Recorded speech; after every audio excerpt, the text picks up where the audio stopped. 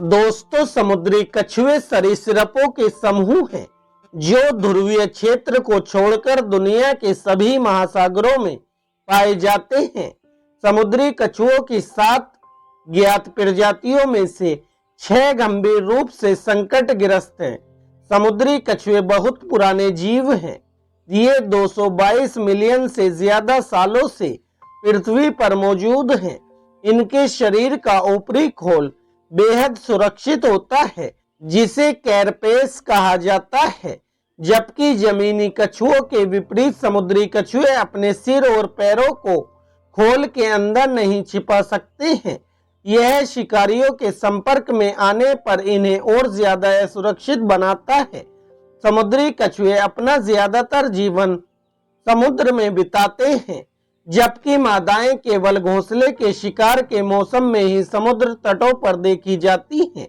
घोंसले के शिकार के मौसम के दौरान मादा उसी समुद्र तट पर वापस आ जाती है जहां वह पैदा हुई थी। दोस्तों, समुद्री कछुए जमीन पर धीरे धीरे चलते हैं क्योंकि इनके फ्लिपर्स तैरने के लिए अनुकूलित होते हैं, ना कि चलने के लिए।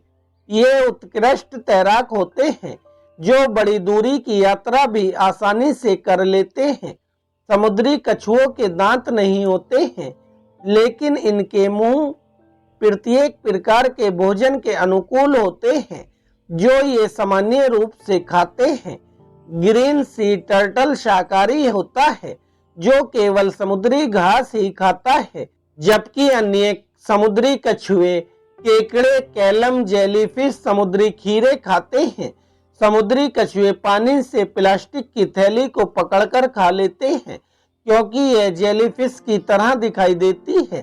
यह समुद्री कछुए को मार सकती है। समुद्री कछुओं के फेफड़े मजबूत होते हैं और ये वायुमंडलीय हवा में सांस लेते हैं।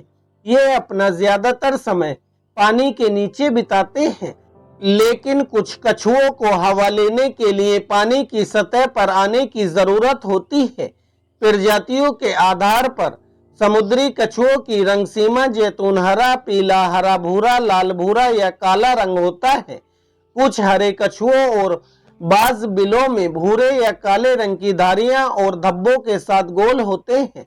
प्रजातियों और कार्यप्रणाली के आधार पर समुद्री कछुए लगभग 10-20 साल की उम्र में ही यौन परिपक्वता तक पहुंच जाते हैं। हालांकि परिपक्व समुद्री कछुए प्रजनन स्थलों तक पहुंचने के लिए हजारों मील की दूरी तय करते हैं। समुद्र में संभोग करने के बाद वयस्क मादा समुद्री कछुए अपने अंडे देने के लिए जमीन पर लौट आती है। समुद्री कछुओं की विभिन्न प्रजातियां परोपकार के विभिन्न स्तरों का प्रदर्शन भी करती हैं। चरम मामलों में मादाएं उसी समुद्र तट पर लौटती हैं जहां इन्होंने अंडे दिए थे। यह परिपक्वता में हर 2 से 4 साल में हो सकता है। घोंसले बनाने वाली मादा खुद को समुद्र तट पर ले जाती है। मादा समुद्री कछुए बारी बारी से पानी में संभोग करती है और जमीन पर अपने अंडे देती है। ज्यादातर समुद्री कछुए की प्रजातियां व्यक्तिगत रूप से घोंसला बनाती हैं, लगभग हमेशा रात में, और घोंसला बनाने के लिए उपयुक्त रेत ढूंढती हैं। अपने हिंद फ्लिपर्स का उपयोग करके मादा 40 से 50 सेंटीमीटर गहरा एक गोलाकार छेद खोदती है। खड्डा खोदे जाने के बाद मादा अपने मुलायम खोल वाले अंडों के समूह से घोंसले को भरना शुरू कर देती है। प्रजातियों के आधार पर एक विशिष्ट कलच में 60 से 400 अंडे हो सकते हैं।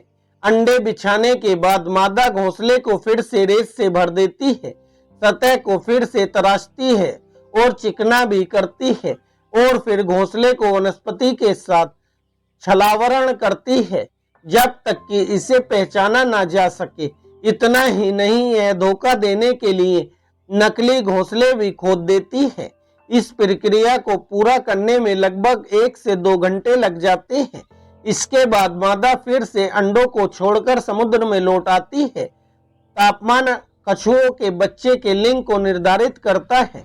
अंडे का तापमान ज्यादा होने पर मादा कछुआ और अंडे का तापमान कम होने पर नर कछुआ पैदा होता है।